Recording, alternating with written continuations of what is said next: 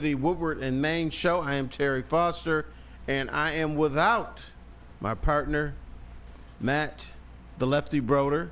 So I'm going to go solo today, but we'll get some help today with Chase. Good day, Chase. I'm going to be relying on you a little bit today, along with Detroit Kool-Aid, who's going to come in and say some things. But I want to talk about, obviously, the Lions play Green Bay tonight, and it's one of those games where the fan base is worried again, and I'm used to it. We don't quite believe this team is as good as it is because of all the injuries, the linebackers, the defensive front. But I want to equate what the Lions have done this week to remedy that. They have gone old school, and they're bringing in Quan Alexander, Jamal Adams. And I want to equate this to a pickup basketball game where young guys like Chase and Detroit Kool-Aid don't respect older guys. They go out, they pick their team, and then the old heads or the OGs come out to play basketball. And they say these guys used to be able to play, but they're old. They can't do anything. It's going to be an easy victory. And then they're all swolled up and everything, talking trash, until the young guys find themselves down 7-3. I think this is what's going to happen with the Lions tonight. Quan Alexander and Jamo are good players. They've been injured a lot, and but here's the thing about professional athletes. When you get older, you appreciate every moment on the field. When you get older, you start thinking championships. Younger guys are thinking about winning games.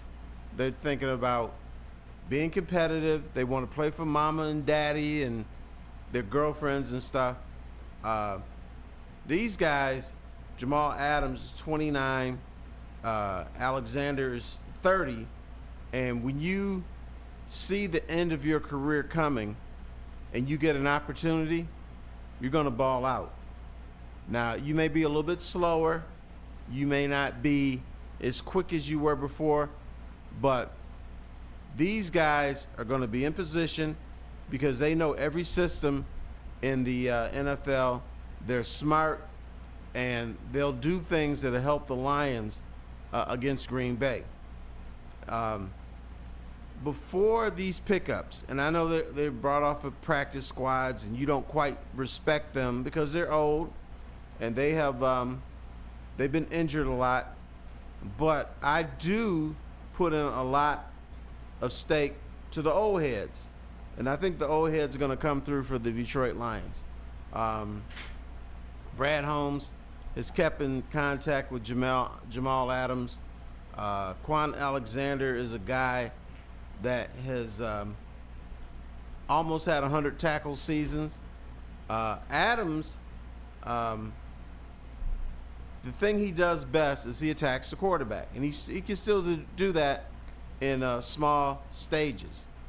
And that's what they got him for. Now, here's the thing. I'm sure people out there saying, well, gee, T, you're wrong on this one. Jamal Adams is a safety. That is correct. And they're going to ask him to play linebacker because of injuries to Anzalone, to Rodrigo, to Derek Barnes. But we have seen guys move from safety to linebacker and done very well. It's even happened here in Detroit. I want to introduce you to a young man who played in the 90s named Benny Blades. Benny Blades was a very good safety. His thing was he liked to light up wide receivers. You come over the center, over the field, Benny was going to light you up, and he was going to make great tackles. Now, what the Lions did in the twilight of his career, because Benny was getting a little thick later on in life, so they moved him to linebacker. Now, he bitched about it every game. Well, I don't want to play linebacker. I don't like hitting running backs in the box, blah, blah, blah, blah, blah. But the bottom line is he did his job. And the same can happen to Jamal Alexander. And him and Benny were around the same age, 29, 30, when this whole thing happened. So you can move from safety to linebacker, and you can do it well. in small stages, I have this philosophy about professional sports. In small increments, old people or people beyond their years can do well. They can help a team. Now, are they going to play at the all-star level? Hell no. Are they going to be the difference between a win and a loss? Hell no. But they'll contribute. They'll stay in their gaps. They'll do what they have to do, and they will do their job. Now we got a new school basketball player. I was trying to compare. What up? I was trying to compare, Quan Alexander and Jamal Adams. Yep. Equated to a pickup basketball game. Now you are a basketball guy. Yep. And I know there's been times when you, as a younger guy, you take off your shirt, you got on your sweet shorts. Feeling good about myself. Feeling good. Now, do you have your Jordans on or your LeBrons? Oh, more Jordans than LeBrons. Okay. But I was more of a Grant Hill guy back then. Okay, Grant Hill. So you had the Hills. I had the Feelers. Those things may hurt your feet. And the Kobe's. I did have the Kobe's. Okay. So you see old guys trotting on the court going to compete against you, and I know you would laugh at them. What are these old dudes going out here? I'm about to school. I would have been one of those guys laughing at them, but I grew up playing ball against my pops, growing up playing ball against my uncles and all of them, and it was like, no, they didn't let me get anything. They were like, you're 12, 13, 14, nothing. I'm like, if you're going to win, it's going to be because you win. And what I realized is Quan Alexander and Jamal Adams, you know exactly what they are? Sunday morning league rec dudes. Those old dudes that show up on Sunday mornings to play ball. Mm-hmm. And you know what? They might not necessarily be the most spry. They might run up and down the court with a little bit of a hitch. They might not be able to dunk. They might not even be able to grab a rebound. You know what I'm saying? Right. But those guys are out there doing work. And when you go and you try to, when they set a screen on you, it's one of those bone-jarring hits. Right. That's what I'm looking to see. Kind of when you think about what they did with Uncle Bruce Irvin last year. We needed him for just one game against David Carr and the Las Vegas Raiders, man. And I don't advocate for hurting people, but we do know that dude went out there and was punishing for the few plays that he got. And that's what I look at when I look at a Quan Alexander and a Jamal Adams, to come into this team, be within this rotation, and be able to just, their job is just wreak havoc. Jamal Adams is a guy who can get into that backfield, get tackles for losses, get after the quarterback. You know, I want to see exactly what he can be in the coverage game, but what I'm seeing is Jack Campbell will be primarily, obviously, the guy that you want to be in the coverage situations, and Jamal Adams is another one to add in the situations where you're really looking to get after the quarterback. And Quan Alexander is another one that I'm really starting to get even more excited about the addition of. Right. Yep. And once upon a time, he almost had 100 tackles in a season. Sheesh. Once upon a time, somebody gave him a 3-year, $45 million contract.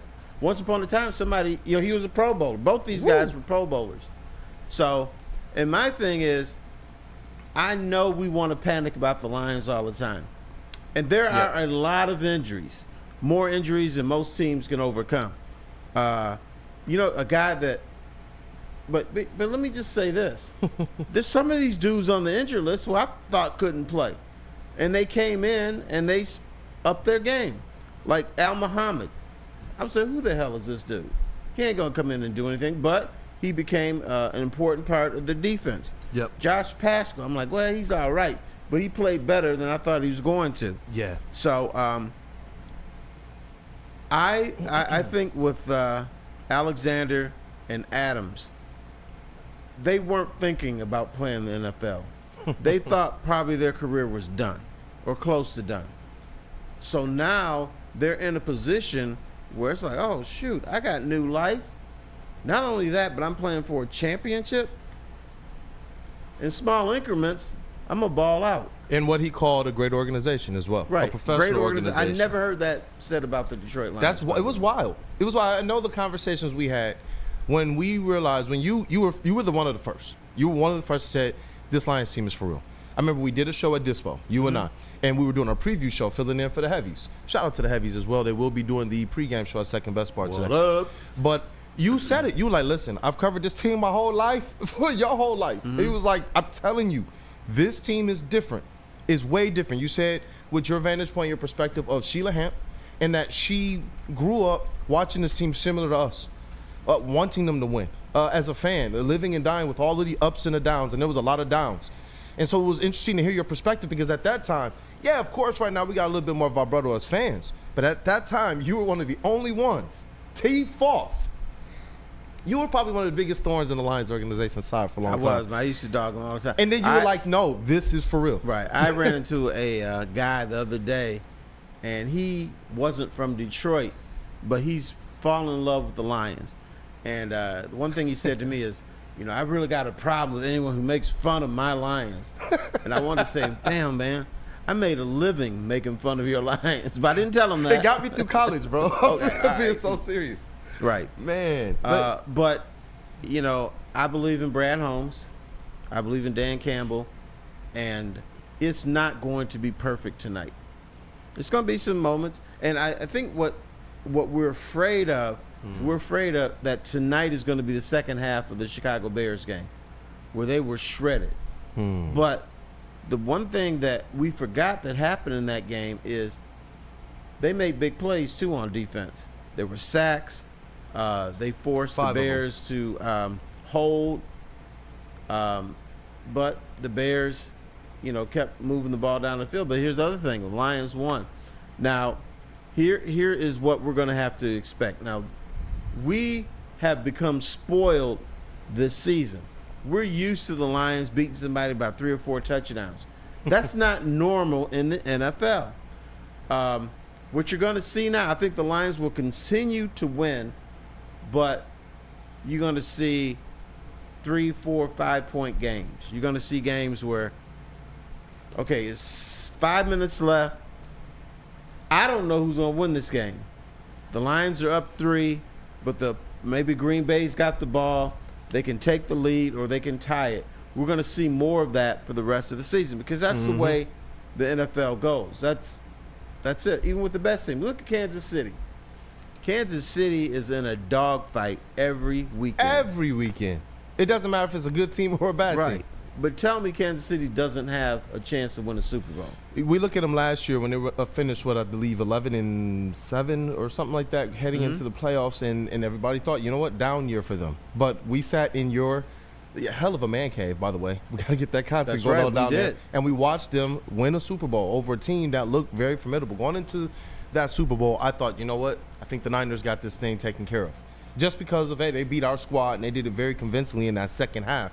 And the Chiefs all season, they look mildly pedestrian compared to what you expect out of a Super Bowl contender. But you don't see or hear anybody really, no matter how they look, they just keep winning, and it doesn't matter this season. Right. Because normally an NFL game is decided by 5 or 6 plays. If you can win those 5 or 6 plays, you will win the game. And the Lions haven't been doing that. They've just been rocking people. Man, stuff is over with in the first half. But now I think we're going to see more normal NFL games with the Detroit Lions because of the decimation of all these injuries. But I think they brought in the right guys. The guys that have been injured a lot. And I'm not saying you bring in injured guys a lot, but the way I look at it is you need to just squeeze as much out of these guys as possible. They might get injured this year, and that's fine. I just need them for the Green Bay game, and the rest of it is gravy. Yeah. I look at for Alexander and Adams. I view them as a tube of toothpaste. You squeeze all the toothpaste that you can out of it. You got to roll it up and roll it up, and then we used to put a key at the end of it and roll it up. That's my grandpa's used to do. Right. So when that toothpaste is gone, guess what you do? You don't savor it, you throw it out. And that's what's going to happen with these guys.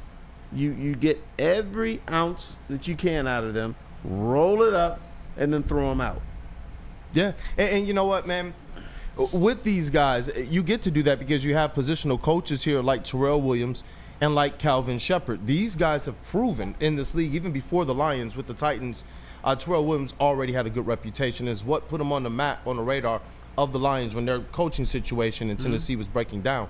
And so when you have guys like that, you get exactly what we've seen. A lot of the players on the defensive line and the linebacking core who are backups, they took steps forward this year. They all improved. We're talking about guys like Malcolm Rodriguez, Josh Pascal, Derek Barnes, and others.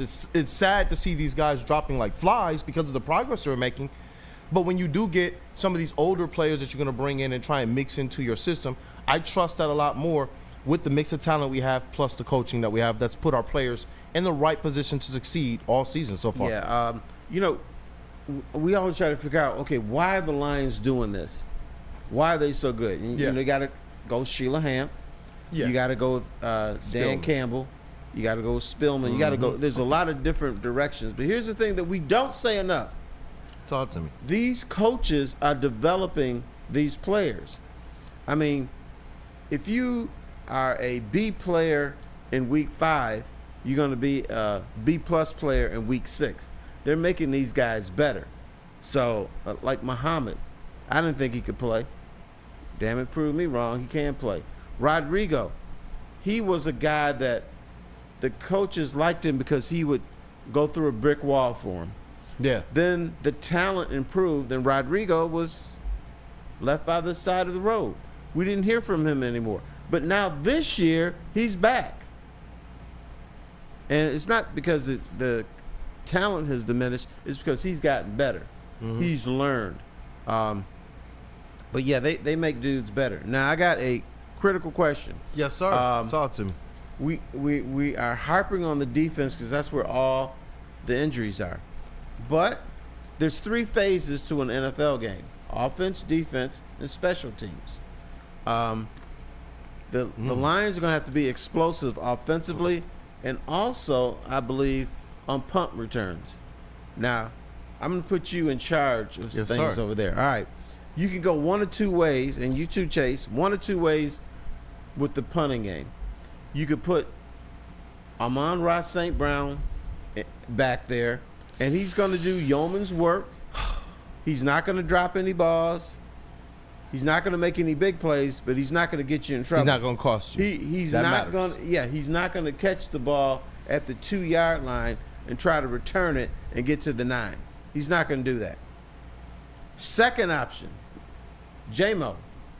Now, Jamo might drop a ball. Jamo might fumble, but Jamo also might take one to the house for 80 yards. Risk reward. Risk and reward. I know which way I'm going. Fellas, who would you put as a punt returner? Let Jamo fly. And there's a couple different caveats and reasons for that. One, Amon-Ra, I want to keep him as healthy as possible. And I get it. I don't want to. He would be probably the safer bet as it relates to protecting yourself from turnovers. But I want to make sure that guy stays healthy. Jamo was somebody who in the offseason I was like, you know what? Maybe that is a player that they can look out there because of the explosive ability that you talk about. So for me in this instance, I would take a flyer on Jamison Williams back there, being able to just kind of sauce up whatever the defense or whatever these special teams tries to draw up to defend them. Yeah, I would take that gamble because I'm going to go back and quote an old Lions coach, Wayne Fontes. Yeah.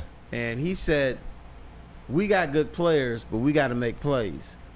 In the NFL, you got to make plays. You have to have playmakers out on the field. That's why when Jamo got into his latest episode and he throws the ball at the defender, I got a text from someone. Are you willing to admit Jamo was a bust, and are you willing to trade him for a 5th-round pick and get rid of this guy? I'm like, hell no. I'll put up with the bullshit if you're a playmaker. And now he's developing into not just a playmaker, but he's running routes. He's blocking. He's doing yeoman's work, but he's also a guy, once again, that can take the roof off of a defense. You don't get rid of playmakers. You deal with his stuff. If he wants to make some bets now and then, I'm fine with it. If he wants to have a gun, on his presence in his car and not shoot anybody, I'm okay with it. Yeah, he's not out there Ja Moranting this thing. It's not like he's wielding it and just, hey, I'm in a club and all that. It's like he didn't do that. He didn't do any of that. Right. Like how we did when we drafted Kay Cunningham and we tore up the studio. Oh, yeah. You dudes were ridiculous. But, yeah, he hasn't done anything There's your Pistons egregious. Reference. He's just immature, but the dude can run. The dude He can catch. He His can hands are catch. looking so much more sure this year. Right. Man, you know what? I'm ready to see what type of roles he can play, because when you're talking about utilizing a Jamison Williams in that role, it is exactly for the big playability. It's for the fact that you believe he can be similar to like that Devin, the human joystick, man, be the human highlight reel, Right. and that's what I'm hoping for with him. I do fear about him getting hurt as well, because I want this offense as intact as possible, because right now we're entering a stage of the season where I think it's safe to say the defense at an elite level, despite the losses, have really been the unit that probably has been the most elite this season. But I think it's time, and carried the team. I think it's time though now for the offense to truly step up and carry this squad. Yeah, and that's where it does it's got to get back to where it was before. It has to. The offense has has been a to little carry him. disappointing in the last 3 weeks. It has to return to an elite level. If the offense returns to what it was before, Yeah. you can deal with these defensive injuries, because they did it last year. Yeah, that was a question we asked on Wake Up Woodward, and Chase was a part of that too. And you know what I mean? Like, just effectively, is the defense that's currently constructed better than last year's? You know, and that was something we kicked around. What do you think, brother? I mean, I think the defense is definitely better than last year. Like right now, even with the injuries. Yes, even Dope. with the injuries, I'm including the guys who are going to be coming back into that equation, though. Like, I know even though they're not playing today, I still think with the guys who The are guys going are to be coming back within the season. yeah, Dope. the dudes who will be finishing the season with his team. Yeah, and are a lot what of that makes has this to do defense with better. Brad Holmes has figured out who he's got. He's got a system that works. Yeah.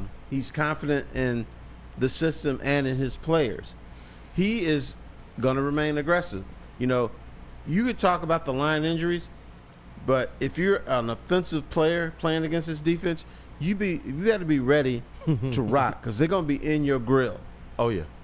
And which reminds me, I'm going to tell you a story here. Tell it I to me. always hate to go old school on you, but I used to cover the Lions, and every time they had a new defensive coordinator, I'd interview him and, you know, get a little Did they like to one-on-one. see when they knew that's Terry Foster headed my way?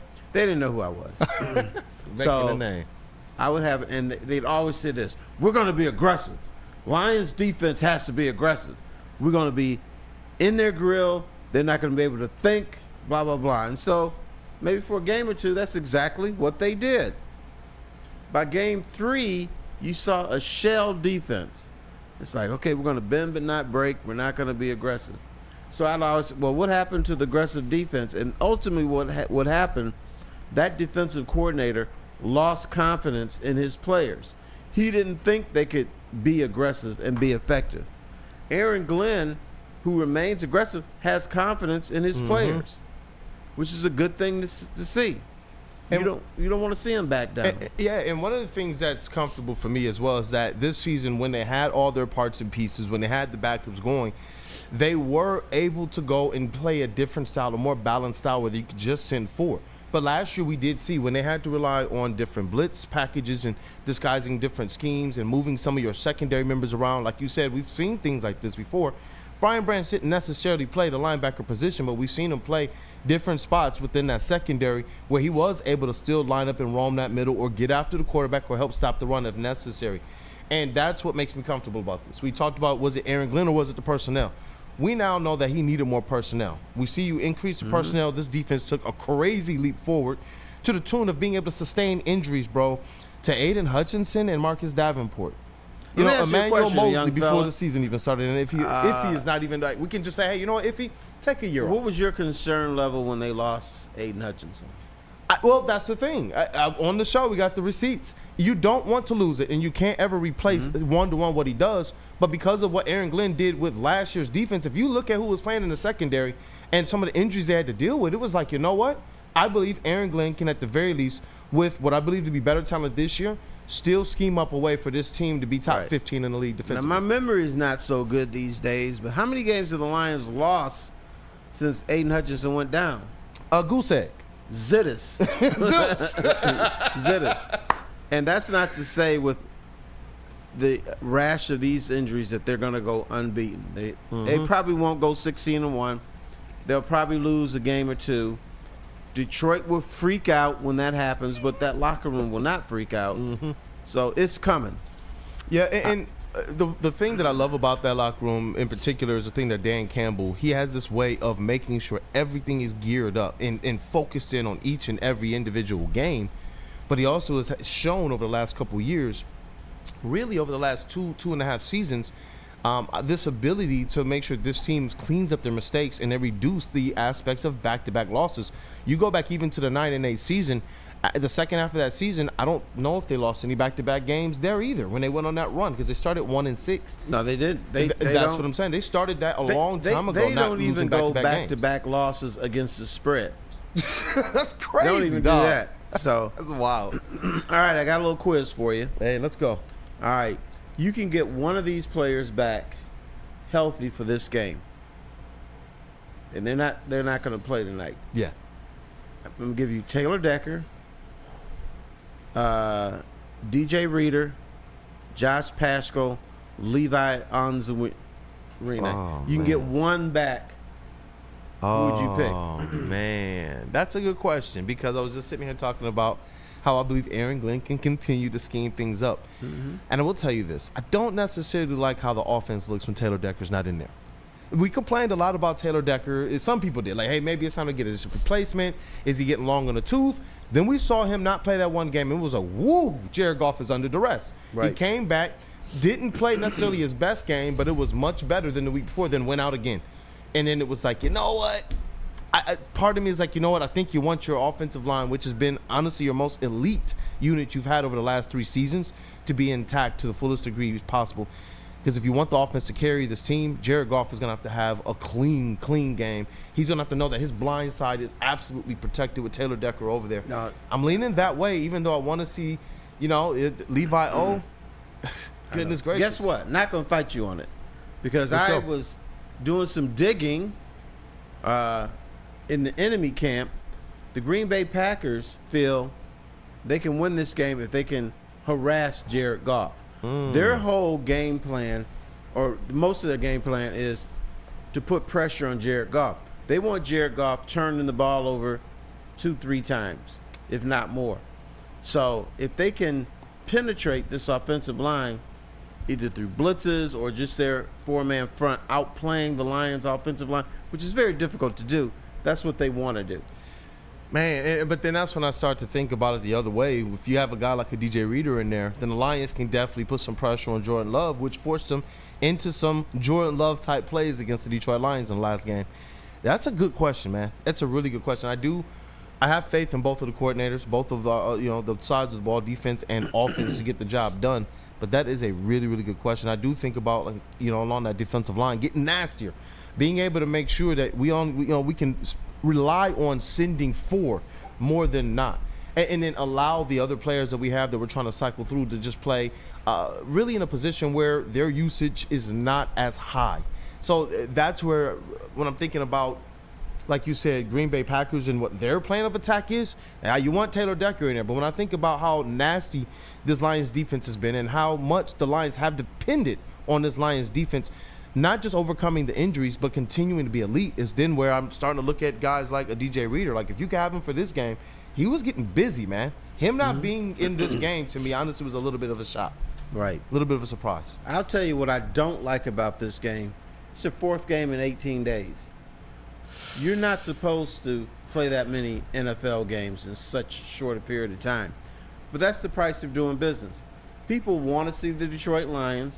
And I'm talking about not just here in Detroit, where I was like, how come the Lions are not on national TV? Because nobody wants to see this crap. Now they do. You know the Thanksgiving game? Yeah. The highest rated Thanksgiving game in history was the Lions and the Bears. Now, granted, the Lions, the old Lions were playing in these games, so you didn't want to see this. But they had... I think it was 37 million viewers. No one had watched the Lions play like this. Now everybody wants to see them. So when that happens, you got to do silly things like play on Amazon Prime. You got to play on Thursdays. You got to play on Saturdays. And you're going to have to play 4 games in 18 games, which should never happen in the National Football League, because it's just... it's a crazy league. Especially when you couple it with the fact that the Detroit Lions are already starting off the season with a number 1 schedule. Right. You know, and so it's like you're making them have to play this tougher schedule. And you look at this now, it's interesting to see because last season, this part of the schedule tripped them up just a little bit. Obviously, that Green Bay Packers game was a loss due to the same kind of formula that they're facing right now, short week and a bunch of injuries. Obviously, this time to get the full 7 days before they have to face the Green Bay Packers.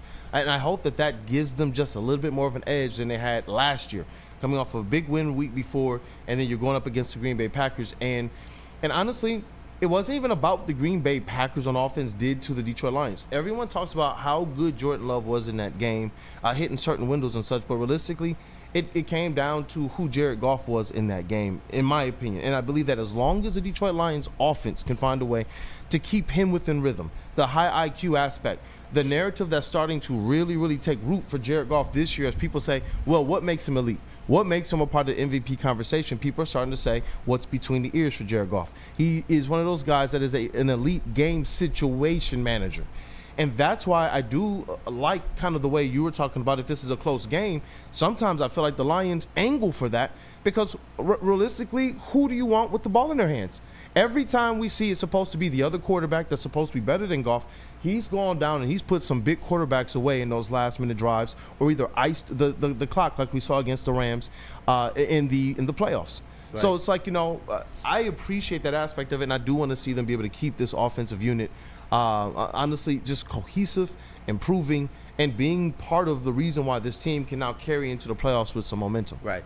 This season, the reason Jared Goff is successful is because he's doing all the things well that Lion fans don't like. They want to see him with a big arm. But Jared Goff is not doing that. I like that. You know, he's throwing in front of the chains. He's throwing in front of the linebackers. He's playing darts. He's just flinging it. He's not hauling off and trying to show people what he's got in an arm. I'm calling it a game manager. You called it something else. But that's exactly what he's doing. Mm-hmm. But that's exactly why he's successful. It's almost like an extension of the running game. Lions are just taking what the defense is giving you, and they keep going over and over and over again. And then there are periods where Goff doesn't turn the ball over, and they're successful. Now, he gets in trouble when he sees ghosts that are not there, and he tries to force things. That's when he gets the turnovers. You notice none of his interceptions are deflections or somebody just dropping the ball. It's when he tries to do too much and it's not there. Or he doesn't see a linebacker easing over and looking him dead in the eyes, and then he gets picked off. So when Jared Goff is doing the things the Lion fans hate, and that's managing a game, that's when the Lions are most successful. Yep. Yeah, and it's because it gives them an opportunity to do this one thing. You're not hurting yourselves. You know, obviously there are games where he has kind of those flurries of turnovers. It seems like his turnovers comes in bunches, but largely over a stretch of games and time, he's playing clean football, and that is an elite trait. That's something that we've seen really, really good quarterbacks here with really, really, really good arm strength and can throw the ball halfway down the field. They had some turnover issues, though. There were opportune times where games were won or lost because of the turnover proneness of a quarterback. So now when you have a Jared Goff, I do believe that whether he's the most mobile, whether he has the biggest arm, whether he's the most, elusive in the pocket, I do believe this. He's a quarterback that I've seen stand in the pocket, and willing to take the contact, willing to take the hit just to make sure he can get that pass off at the right time. Sometimes going back and looking at the games and those game-winning drives, we look at Amon-Ra St. Brown catch the pass and make a touchdown, catch the pass, get the first down, and we're celebrating, about to go into victory formation. You look at Jared Goff, and he got blasted, absolutely blasted. And it's like, you know what? I've also seen other times where he knows, throw that mug into the dirt. How many times in the past did we see quarterbacks try to make a play that wasn't there, and then all of a sudden it's a turnover and we're hurting ourselves? Caleb Williams tried it. There you go. Jordan Love tried it. There you go. Sometimes the best play is to throw it 50 yards. You got to have it up here, though. That's what Goff has. 50 yards out of bounds, throw it into the stands, throw it to your coach on the sidelines, or I'll admit I get pissed off every time he grounds a ball. This is a smart play. It's a smart play. It is a smart play. Every time I'm like, man, you couldn't just see this guy. Right. You know, I know somebody had to be open. What's up? But it's a smart play, and you're right. You know, kill the play, and then usually they come right back, and it's like, oh, there we go, bang. And that's what I expect out of Jared Goff. It's come to a situation where these guys are just reliable. That's just the best word I can put for it. They're all reliable. Jared Goff, the coordinators, the wide receivers, the defense. What Aaron Glenn's going to scheme up every week is just a matter of, is he going to get it done? No, it's the conversation is, how is he going to get it done? I can't wait to see this thing because it's been a masterclass so far. Got another quiz for you, young man. Let's rock. All right. At the beginning of the season, I made this prediction. By the end of the 2024 Detroit Lions season, Jahmyr Gibbs would be the number one quarterback and not running back and not David Montgomery. Is it trending that way? Will that happen? I believe so. When you look at Jahmyr Gibbs being a weapon, I believe so. And David Montgomery has done this a lot better this season as catching the ball out of the backfield. I think he's going to probably have his best season, maybe in some time at that, catching the ball out the backfield. But Jahmyr Gibbs is an absolute weapon. When you have somebody that you know, you can put the ball in his hands, and at any point in time, whether he's catching it or whether he's running it, it can be 20, 40, touchdown. That, to me, is what symbolizes that. The first player on this offense out of a skill position to reach 1,000 total yards from scrimmage. And he's just been, honestly, a monster, a guy that you can even rely on when you're down in the red zone or in the goal. There's been opportunities and times where I'm like, all right, this is David Montgomery time. But they let Jahmyr Gibbs run it in, and he looks tough, too. He's a guy who's proven, and this is what I was wondering. Not how tough is he, but how physical is he? And he's a guy that, you know, when we saw that Penei Sewell angry run, even though he lost the yards, he still didn't go down. That's what I see a lot of from Jahmyr Gibbs, and I don't even understand where that's coming from. Because when he drafted him, I'm like, okay, he looks like a small running back. He didn't look like the David Montgomery type, but he is throwing people around. Brother, man, that's where culture comes in. Talk about it. When culture hits you, you become a different player. You have a different mentality. If that culture don't hit you smack you right in the face, you are that guy that will go down after, one trip. Yep. But now the culture is hitting you. It's like, oh, I can't go down because this is not what's expected of me. Yep. We are here to win a championship. We're not here to win just games. We're here to make a difference. And David Montgomery don't go down, I'm not going down either. Set the precedence. So, yeah, this is the culture hits. I like that. And you know what? I like that those guys push each other to be greater. I remember the L.A. Chargers game last year when I believe it was Jahmyr Gibbs had broken out for like a 60-yard touchdown. And then they were all mic'd up. And it's cool. I go back and watch that sometimes. We might post that before the game today. But he was like, hey, man, great job, but you can't have all the fun. And, like, the next series that he was out there, he went off for like a 60 or 70-yard touchdown. Yeah, right. It's like, you know what? If these guys are going to keep continuing to push each other to be elite, awesome, because that's the talk started to be about, you know what? Jahmyr Gibbs might finally be ready to take that step. Now, all of a sudden, David Montgomery's catching the ball out the backfield and burying people. You know what I mean? Yeah, Witherspoon, is he? Do we know where he's at? There's another sneaky little thing happening, and we're going back to culture. Now, David Montgomery, everybody's, well, he's knocking people down and he moves the pile and everything. But if you look at his game, he does that. Yeah. He's got a little funk to his game now. He's trying to, do the little jitterbug. Got the little shuffle a little bit. Little shuffle, he's doing little things. So he's like looking at Jahmyr Gibbs and taking some of his game and put it into his game. And Jahmyr Gibbs has done the same thing with Montgomery. I like that, man. Right. I like it. You're not the only one with a little shake and bake in your game. I can do it too. I like it, man. And it's cool to see the personas, obviously, the Sonic and Knuckles personas that they've come up with. But just the ability, like I said, going back to Jahmyr Gibbs to answer your question, yes, I really do believe that he is primed to be a number one back. And with the ability to get as many yards as he does on per touch, being, I believe, the guy leading in that department, it's like, you know what? This is a guy that opens up opportunities for other people to eat as well. If I know that I can give Jahmyr Gibbs a ball and it's going to be, 4, 5, 6 yards, or off of a catch, 7, 8 yards, then it's like, yeah, that's going to leave more than enough room for a guy like David Montgomery to eat. And not just you're giving anybody like, hey, I want to help you out here. Here's some charity yards or here's some charity opportunities. It's like, no, Now you get an opportunity to try and keep these running backs healthy.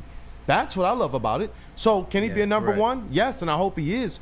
But when you have a guy like David Montgomery, when you know you got Netflix, a.k.a. Craig Reynolds, when you know you even got a guy like Sione Vaki, and Jahmyr Gibbs is still going to get his numbers, think about that. People were talking about, well, look where he ranks in yards. And it's like, guys, I know he's like third, right behind second place by like just a smidge. But that's because the guy right ahead of him has 58 more attempts, bro. That's what I'm saying. So it's like having Jahmyr Gibbs, it's a cheat code times 2 or 3, because I believe that if Jahmyr Gibbs needed what I've seen in the past, like those number one those ones that carry the Burton running backs, those guys need like 25, 30 carries sometimes to really, really get going if they're the ones that you're going to depend on. When you have a Jahmyr Gibbs going out there and getting this thing done efficiently, then you can still go and give carries to a David Montgomery, who I believe if Jahmyr needed more carries, why would this be an attractive situation for Montgomery to sign on to? Right. And when I'm talking about, this microphone is just, now when I'm talking about Gibbs being the number one running back, David Montgomery would still carry the pill 40 to 45% of the time. It's just that we will recognize as Gibbs as the number one guy. Now I want to criticize all of us, and that means y'all out there watching. This is how stupid we are. All right? Let's talk. How many of us said or questioned, can Jahmyr Gibbs run between the tackles? I'll be honest. I'm not even gonna lie to y'all. Right. That's what has me so like shocked, because it's like, man, it's when you realize, man, we doubted Brad Holmes, we're doubting his picks, we're doubting what you said, the culture. Now that's why, as fans of a team with these types of expectations and seeing what's gonna happen, I'm not doubting anything now. All right. How many of us out there said Brad Holmes was a dumbass for drafting Jahmyr Gibbs and Jack Campbell? Raise your hands out there. Actually, I have the footage. You and I sat side by side, man. You were like, man, I don't know what he's doing, but I guess we got to trust Brad Holmes. I did not know what he was doing, but I said, but this is a bad dude. Yep. So there's a game plan. And after he did it, and then after a couple of days after the draft, I talked to someone who's in the Lions organization who explained exactly what he was thinking, exactly how this is going to work out. And you know what? I didn't believe it because, I said, you guys are homers. You believe everything is going to work out. But I guess is why I've heard you bring this up a couple times, that culture.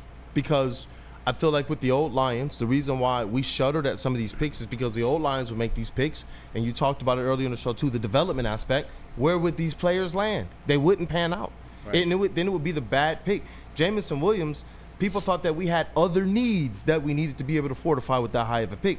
But because they understand the development, because they have a sure plan, because they understand where they're going, look at how that panned out now, even though it took a little bit more time than any of us wanted. Jahmyr Gibbs, people thought he should be hitting the floor running game one, he let him fly. Especially with what Bijan Robinson was doing, and you're hearing all of these narratives the first few weeks of the season, and they're saying, no, we have a plan. That's what I love. They call their shots, they knock it out the park. And where they have to take their time, they're not afraid to take their time. But because of the development aspect and because of the culture they have, you could bring in players that might not blow you away, off the charts as it relates to, the combine numbers like a Brian Branch. But Brad Holmes sat here and said, but he's a football player, man. Have you seen him in pads on the field? And that's what I love about this team and their ability to be able to go and take a chance on players that we're like, why are they doing that? That's not necessarily the position of need. Now we see Jack Campbell, they didn't make any real additions to that linebacking core this offseason, and Jack Campbell has proven to be a guy who can step up and be that green dot linebacker. Yeah, absolutely. And Brian Branch, he just looks like some dude to be walking up and down Woodward. Just like carrying a cup of coffee in his hand to deliver it to the office. But he's a banger. Yeah. Yep, and he wants people to know that too. That's what I loved about him. That Bijan Robinson, all that narrative and stuff. To see him really just from his own position, no, look, I want the Falcons to know I love to hit. And he said, I want Bijan to know I like to hit when he did that big hit. But it was also he busted him up. He busted him up. He's still looking for the helmet, but it was also because all the noise about Jahmyr Gibbs versus Bijan Robinson leading up to that game as well. That's that culture thing. These guys they're definitely gonna carry the stick that they have. But to know that they find extra fuel and go on the extra mile for their brothers, that to me makes his team that much more special. It's part of that whole Dan Campbell-esque, part of how he managed his team. And we heard in a couple other podcasts with like players looking from the outside in, ex-players looking from the outside in, and players on their way here. They do say that Dan Campbell being a former player, he just handles the players the right way. He understands them. That's what Zadarius Smith said. Remember when they gave them the bye week? He was like, I was ready to play, but they were like, look, man, take your bye. Right. We'll be okay. Like, we want you, but we also want to make sure we can take care of you and your family. He was able to get down to Florida and such and do that. And they said that, you know what? If they're calling this out, because I know a lot of people can say, well, that's just happenstance. I'm sure other people do this. Then why are the players saying that right there what Dan Campbell did was special? That's part of that coaching you're talking about. For years, the Lions organization, the coaches pissed off players. And the fans liked it because, hey, you're showing those players who's boss. But guess what? While you're showing them who's boss, they're pissed off and they don't give you maximum effort. Now, when you do things like give Zadarius his own bye week, his own little private bye week, when you hold players out on a Wednesday where, yeah, they're not 100% and they probably could practice, but you give them that day off anyway, that goes a long way. The other thing, the most important thing in sports for coaches, don't lie to your players. Even if you have to tell them something that's uncomfortable, even if you have to tell them something that's not popular, don't lie to them because players talk. And the other thing that down the road, the Detroit Lions they have not been a free agent destination. People don't want to come here. Now, you've got 3 ambassadors in that dressing room who came during the middle of the season. Zadarius Smith, Jamal Adams, Quan Alexander. Now, they are going to talk to other players. They're going to ask them, how was your stay in Detroit? What was it like? So the better the Lions do, the better that they treat these guys, that's going to trickle down to the big $30 million or $25 million a year free agent that Lion fans covet. Nobody wanted to come here. So they would always say, well, let's get this guy. Let's get that guy. Why come they're not talking to this guy? But DJ Reader came here and he didn't leave. Right. That's because different. when the Lions call the agents are like, okay, click, hang up on them. I don't talk to you. But now there is a possibility, and I think we're seeing a change where nobody hangs up on the Lions anymore, and particularly with Alexander, Smith, and Adams. Jamal Adams. It's gonna pay dividends down the road. I'm looking forward to it as well, man. You know, I want those guys, you know, from a coaching standpoint, to just make sure that they're right. And seeing how they handled the situation with Zadarius Smith, I know that they will. Seeing how Zadarius Smith is performing right now gives me even more confidence with them bringing in. And I get it. Zadarius Smith was having a good season. He was playing the regular minutes. With a Jamal Adams, it's a little bit different because he's gonna have to catch up to game speed. But in terms of what we're asking him to do versus what we wanted James Houston to do, it's just see quarterback, get quarterback, see red everywhere. That's what I like out of Jamal Adams. And you're talking about coming from that pedigree of more nasty. Like all the defenses he played on, their diet was nastiness. So it's like it's one of those guys that's coming here, fitting right in with the characteristic traits of this squad where they want to hit nasty. They want to get after the quarterback. And now you got a guy who, no matter what you think, no matter where we believe he is, we talked about this a couple weeks ago when you guys did Darius Smith. He might not be Aiden Hutchinson, but guess what a defense can't do? You want to come into the game and not account for him? When Jamal Adams is on the field, you know what his job is. You're going to scheme nothing for him. That helps the Lions. Even if Jamal Adams proves to be washed for just a few drives, sometimes it takes just a few drives. And that's what I'm saying. I don't believe he's washed. I think he's going to pay dividends for the same. Quan Alexander as well. You need these guys to pay dividends for at least a few drives where the opponent on their offensive possessions has to scheme for those guys, just like they had to account for Darius Smith. And then we saw people from the interior getting sacks. Right. Jamal Adams, you don't need him to be great for 76 plays during the game. Exactly. But if he can make an impact on like 2 or 3 here and there, that would be great. For instance, The year the Los Angeles Rams won the Super Bowl, we all talked about Matthew Stafford and Cooper Kupp and all those guys. And during that game, Aaron Donald, we didn't really see him. But guess what? Yep. At the end of the game, he made plays. That's what you need from Jamal Adams. Make plays at the right time, the right situation, and to change the complexion of the game. You don't need him for 76 plays. Right. Now, you had brought up bad draft picks. I want to piggyback off of that. Guess who retired yesterday? Oh, I saw that. Eric Ebron retired. And Goodness, what a pick. The famous thing about Eric Ebron is, first of all, he came here and he was not focused on football. He was too busy fighting people on social media. I was going to say, he would go at the fans. Yes. I remember. Fighting radio talk show hosts and then dropping passes. E-drop. That's what The they would other call him. thing is, after Eric Ebron was drafted, guess who was drafted after him? Aaron Donald. That's right. Oh, that is sick. Right. That's a punch to the gut. It is. But that is the old Lions. Bad draft picks. That's what I'm just sitting here thinking about it like that. That's so wild just to think about the night and day of this organization. Think about how poorly run and managed they were underneath the Quinn Trisha era. And just like that, we got Brad Holmes and Dan Campbell, who are looking like potentially the best executive and best coach in all of the NFL. In just a year, Sheila was able to kind of change this thing Matt completely Patricia, over. I'm glad you brought him up. When he took the Lions job, guess what his boys told him not to do? What? Don't be Bill Belichick. He came right in. Well, he wasn't just assholes to players, but to wait staff when he went out. He felt like he owned the city. He was smarter than everybody else. He came in trying to be Bill Belichick, and it didn't work. Like, for instance, Bill Belichick liked to practice outside, even if they were going to play like 3 or 4 dome games in a row. Matt Patricia, the Lions had a sort of an important game in Minnesota.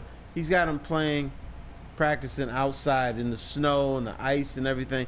They got nothing done, and they ended up getting thrashed in the game. But because it was so important for him to be Bill Belichick that he lost focus of everything. The thing about Dan Campbell's is he's being like Dan Campbell. And he's going to get criticized when his gambles don't work. Yeah. But for the most part, he's doing what's best for this team. He's motivated his players. They're excited whenever they walk into that building. Motivated, yeah. They're getting superior coaching, making them better players. And, in a game like this against Green Bay, there's a bunch of folks out here in the city of Detroit like, I don't know about this one. But that's when they're at their best. That has been. This season has been one where I know we've been entering some of these games a little bit nervous because of all of the issues that we've had on defense. And now we see even the national narrative start to ask, can the Lions really overcome this? And people starting to say, you know what? I think that they're just too banged up to get through this. But we've seen our Detroit Lions be resilient. And when you talk about grit, when you talk about grind, when you talk about what Dan Campbell's been saying from the podium, he said, wait, we're built for this. Right. This is when you talk about that very first press conference, that's where this stuff starts to really make a lot of sense. And when we see our team continue to go and get it out the mud, that's when I'm like, you know what? I'm not going to, before this game, before they show me that they can't continue to get up game after game after game, I'm not going to go and prescribe the blue pill yet. I feel like they could do it on their own tonight. I still feel like this squad is one that, with Aaron Glenn, with the players that they have, with who this offense can be, I believe this offense, I think people are sleeping on what this offense can be tonight. I think that a lot of us are a little bit ginger. Not that they're going to go out there and just drop 30 and 40 bombs every time, but this offense is still elite. There was a period in time when they were like one of the few teams that was up over 30 points per game. This offense can go out there and make things work and put the defense in a much better position. Whereas in the first half of the season, it was the defense going out there having to play a drive and then turnover and then go out there and play another drive. Having to go out there because the offense might have stalled a couple times in the fourth quarter and get big stops down the stretch, which were improbable, but they did it. Finding themselves in a position where the other team is in field goal range and defense be able to get a sack and knock them out. So now I am really looking forward to it. And I don't have a gut feeling that this offense is going to get it done tonight. Well, this offense is due. This offense has been pedestrian the last few weeks. I don't know why, but one of the reasons is you're not perfect as a football team, and you go through little stretches. You go through stretches of a slump. You're not as good as you were before, but guess what they keep doing? They keep winning. And normally, San Francisco last year, they went through a funk, lost 3 games in a row.